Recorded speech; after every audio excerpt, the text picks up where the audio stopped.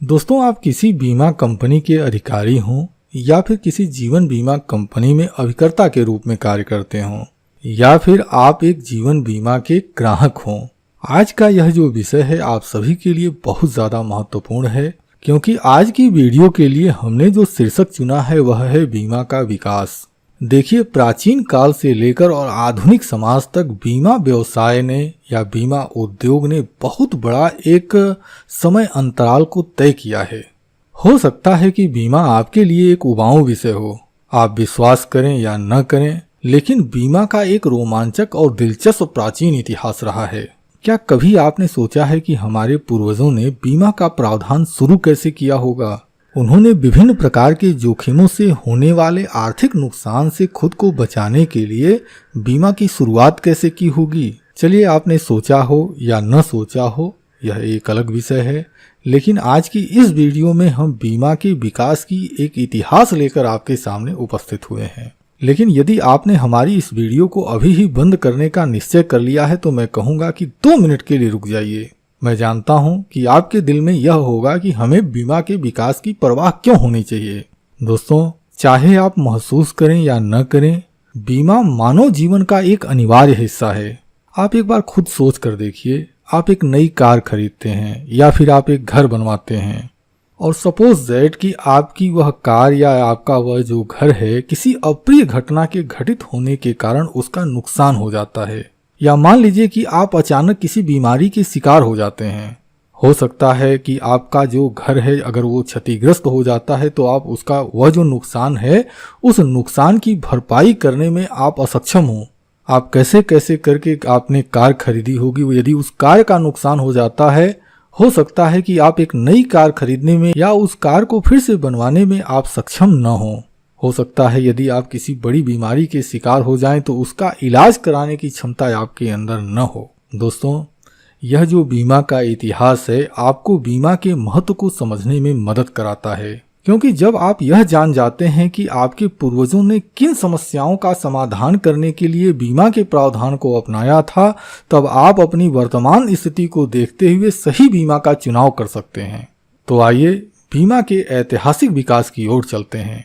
निश्चित रूप से मुझे भरोसा है कि आज अगर आपके सामने कोई बीमा एजेंट आ जाता है, वो जीवन बीमा का एजेंट हो सकता है या गाड़ियों का बीमा करने वाला एजेंट हो सकता है या किसी हेल्थ बीमा कंपनी का कोई एजेंट हो सकता है, वह आपके सामने आता है और वो अपने कंपनी के तरह तरह के प्लानों को आपको बताता है, तो आप यह महसूस कर सकते हैं कि यह जो बीमा कंपनी है या यह जो बीमा उद्योग है यह आज का नया आविष्कार है। लेकिन यदि आप ऐसा सोचते हैं तो मैं बड़े दुख के साथ कहूंगा कि आपकी यह सोच बिल्कुल गलत है। वास्तव में समाज को वित्तीय नुकसान से बचाने के लिए यह जो बीमा का कॉन्सेप्ट है यह सदियों पुरानी एक परंपरा है।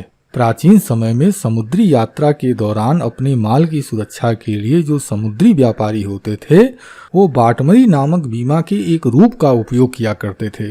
अब इस बीमे की जो प्रक्रिया थी वह कुछ ऐसी थी कि जो कप्तान होता था वो जितने भी यात्री हुआ करते थे, यानी कि जितने भी व्यापारी हुआ करते थे, उनसे पैसे इकट्ठा कर लिया करता था। अब यदि जहाज गंतव्य स्थान तक पहुंच जाता था तो जो पैसा वह व्यापारियों से इकट्ठा किया रहता था वह पैसा ब्याज के साथ व्यापारियों को लौटा देता था। लेकिन अगर जहाज समुद्र में खो जाता तो जो निवेशकों के पैसे रहते वो सारे के सारे पैसे डूब जाते थे।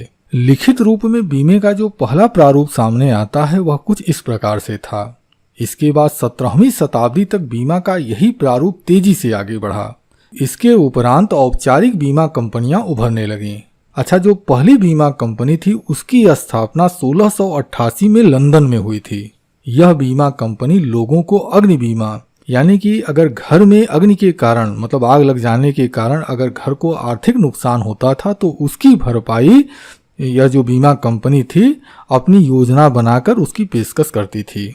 इसके बाद अन्य कंपनियों ने भी इसका अनुसरण किया और मृत्यु एवं विकलांगता जैसे अन्य जोखिमों के खिलाफ योजनाओं की पेशकश की।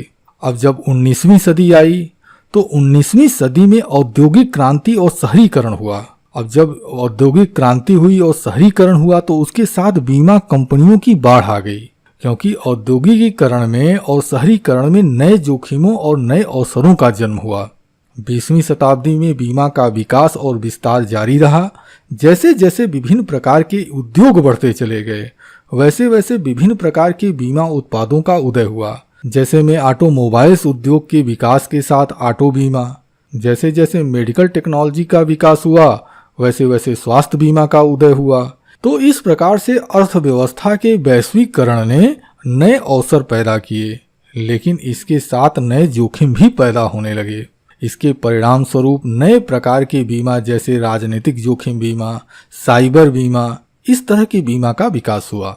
अब आप विश्वास नहीं करेंगे, वर्तमान समय में यह जो बीमा उद्योग है यह कई ट्रिलियन डॉलर का बीमा उद्योग है और यह आपके जीवन के हर पहलू को छूता है। जिन घरों में हम रहते हैं, जिन वाहनों में हम चलते हैं, जिन जगहों में हम व्यापार करते हैं या जहां पर हम अपने स्वास्थ्य का देखभाल करते हैं, आज हर चीज के लिए बीमा उत्पाद उपलब्ध हैं। यानी बीमा की जो योजनाएं हैं, आप जिन भी चीजों को देख लीजिए, हर चीज के लिए बीमा की पॉलिसियां, बीमा की योजनाएं आपको मिल जाएंगी।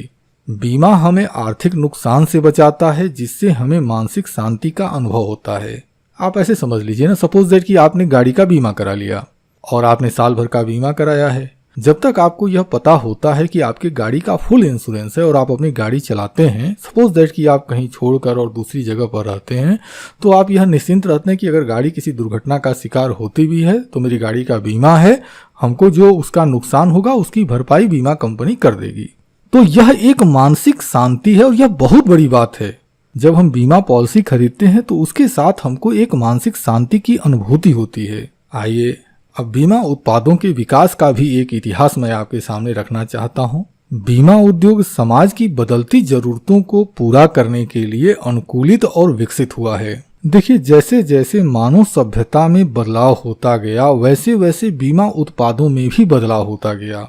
जैसी जैसी आवश्यकताएं बढ़ती गईं, जैसे जैसे नए नए जोखिम बढ़ते चले गए, वैसे वैसे ही नए नए बीमा उत्पाद मार्केट में आते गए। अगर शुरुआती दौर में बीमा की जो प्रारूप थे, अगर उसकी बात करें तो बीमा की जो शुरुआत हुई थी वो समुद्री बीमा से हुई थी। अब जैसे जैसे व्यापार और वाणिज्य का विकास हुआ, वैसे वैसे समुद्री बीमा की प्रकृति भी बढ़ती चली गई। यह अलग अलग तरह के जोखिमों जैसे समुद्री डकैती हो गया, अगर जहाज में कोई नुकसान हो गया, अगर कार्गो की क्षति हो गया, तो शुरुआती दौर में सिर्फ इन सभी चीजों तक ही सीमित था। मतलब बीमा इन सभी चीजों तक ही सीमित था। अब जब 19वीं सदी की शुरुआत हुई तो 19वीं सदी में बीमा का एक नया प्रारूप आया। अब 19वीं सदी तक क्या था कि परिवार का कोई एक सदस्य होता था जो कमाता था और वो अपने परिवार की सारी जरूरतों को पूरा करता था। तो बीमा उद्योग ने ये जो परिवार का कमाने वाला व्यक्ति था, इसके लिए बीमा पॉलिसी लॉन्च की और बीमा के इस नए प्रारूप को, जो कि 19वीं सदी में शुरू हुआ, इसको जीवन बीमा का नाम दिया गया। जो आज की डेट में हम आप जीवन बीमा पॉलिसी सेल करते हैं, इसकी शुरुआत 19वीं सदी में हुई है। इसके बाद जैसे जैसे मेडिकल खर्च बढ़े, मेडिकल ट्रीटमेंट बढ़ा, तमाम तरह के टेस्टों का खर्च आने लगा। यानी कि मेडिकल के क्षेत्र में जब लोगों के खर्च ज़्यादा होने लगे तो फिर उसके बाद मेडिक्लेम योजनाओं का और स्वास्थ्य बीमा का प्रचलन शुरू हुआ। अच्छा, जब 20वीं सदी की शुरुआत हुई है तो बीमा उद्योग को अगर आप ध्यान से देखेंगे, अगर आप एक लंबे समय से बीमा व्यवसाय से जुड़े हुए हैं, तो आप हमारी बात को मानेंगे कि बीमा उद्योग में विस्फोटक वृद्धि हुई है। 20वीं शताब्दी का ही जो समय रहा है, इसमें ऑटोमोबाइल्स उद्योग और अन्य जो टेक्नोलॉजी हुई, इसमें बहुत तेजी से वृद्धि हुई है। अब जब इसमें तेजी से वृद्धि हुई तो बीमा व्यवसाय में भी, जैसे ऑटो बीमा हुआ, इसके बाद ऑटो बीमा में ही ड्राइवरों का बीमा हो गया, वाहनों का बीमा हो गया, वाहनों की चोरी का बीमा हो गया। अब जब एरोप्लेन क्षेत्र में विकास हुआ तो ऑटो बीमा का भी विकास हुआ। इसमें हवाई जहाज की जो यात्रा है उससे संबंधित जो जोखिम थे उनको आर्थिक कवर की व्यवस्था दी जाने लगी। अच्छा, हाल के वर्षों में बीमा उत्पादों का विकास जारी है। ऐसा नहीं है कि जितना विकास होना था वो हो गया। आज भी इसमें कई तरह के परिवर्तन हो रहे हैं। जैसे जैसे समाज की जरूरतें बदल रही हैं, उस तरह से बीमा उत्पादों को भी समाज की जरूरतों के हिसाब से उसमें बदलाव किया जा रहा है। आज की डेट में अगर देखें तो साइबर जगत से अगर आप जुड़े हुए हैं तो साइबर नुकसान को बचाने के लिए साइबर बीमा शुरू हो गया। और यह जो साइबर बीमा है, या डेटा उल्लंघन हो गए, साइबर हमले हो गए और अन्य तरह के जो साइबर जोखिम है उसको बचाने के लिए यह जो बीमा का प्रारूप है यह काफ़ी कारगर सिद्ध हुआ है। अच्छा, अगर इधर के कुछ वर्षों को अगर आप ध्यान दीजिए तो जलवायु परिवर्तन के कारण लोगों को बाढ़ से, तूफान से, भूकंप से और भी तमाम तरह के कारणों से काफी आर्थिक नुकसान उठाना पड़ा है। तो इस तरह के नुकसान से वित्तीय सुरक्षा करने के लिए बाढ़ बीमा और फसल बीमा का जन्म हुआ है।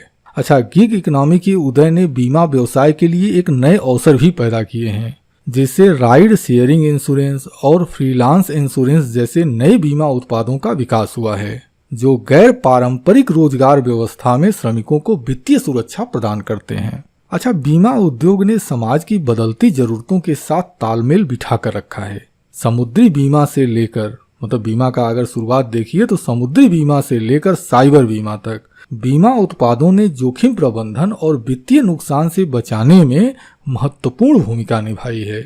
आइए, अब बीमा की बात हो रही है, अगर बीमा उद्योग की बात हो रही है, बीमा के उत्पादों की बात हो रही है, तो सरकारी बात करना भी बहुत जरूरी है कि बीमा क्षेत्र में सरकार का हस्तक्षेप क्या है, इसके परिणाम क्या हैं। आइए संक्षेप में इसको भी जान लेते हैं।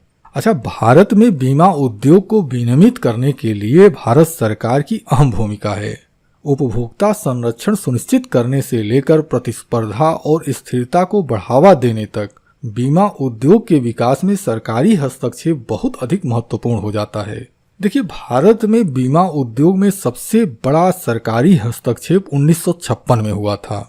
यह वह समय था जब भारत में कार्यरत सभी छोटी बड़ी जितनी भी जीवन बीमा कंपनियां थीं, उनको मिलाकर भारतीय जीवन बीमा निगम की स्थापना की गई थी। अच्छा, उस समय बीमा के क्षेत्र में, या यूं कहूं कि जीवन बीमा के क्षेत्र में व्यवसाय करने वाली यह एकमात्र कंपनी थी। इसके बाद सामान्य बीमा कंपनी भी इसी अवधि के आसपास स्थापित की गई थी, जो विभिन्न प्रकार के बीमा कारोबार जैसे ऑटो बीमा हो गया, व्यावसायिक बीमा हो गया इत्यादि जैसा कारोबार कर सकती थीं। इसके बाद 1999 में IRDA की स्थापना हुई।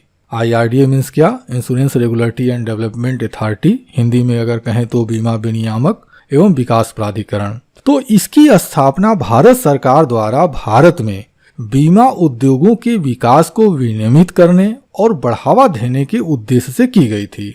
अच्छा, IRDA एक स्वतंत्र नियामक निकाय है जिसका काम भारत में बीमा व्यवसाय को हर तरह से देखना होता है। तो दोस्तों, मैं उम्मीद करता हूं कि इस वीडियो में यह जो छोटी सी जानकारी मैंने दी है, यह जानकारी आपके लिए उपयोगी रही होगी। तो यदि आपको हमारी यह वीडियो अच्छी लगी हो तो इस वीडियो के नीचे जो लाइक की बटन बनी है उस पर क्लिक कर दें। और यदि आपके कोई सवाल हैं या यदि आप हमसे कुछ कहना चाहते हैं तो वीडियो के कमेंट सेक्शन में आप अपने सवाल हमसे निसंकोच पूछ सकते हैं। यदि आप जीवन बीमा अभिकर्ता हैं या फिर आपने जीवन बीमा की पॉलिसियां खरीद रखी हैं या भविष्य में जीवन बीमा की पॉलिसियां खरीदने का प्रोग्राम बना रहे हैं, तो मैं आपसे यही कहूंगा कि फिर आप हमारे इस चैनल रितेश LIC एडवाइजर को सब्सक्राइब कर लें, क्योंकि हम अपने चैनल पर जीवन बीमा से संबंधित तमाम तरह की जानकारियां प्रस्तुत करते ही रहते हैं। न चाहते हुए भी यह वीडियो थोड़ी लंबी हो गई है, तो उसके लिए मैं क्षमा चाहता हूं। और अब आपके विशेष समय को नुकसान न करते हुए मैं अपने इस वीडियो को यहीं समाप्त करता हूं। आपने अपना कीमती समय हमें दिया है, इसके लिए मैं आपका दिल से आभारी हूं। धन्यवाद। Thank you very much.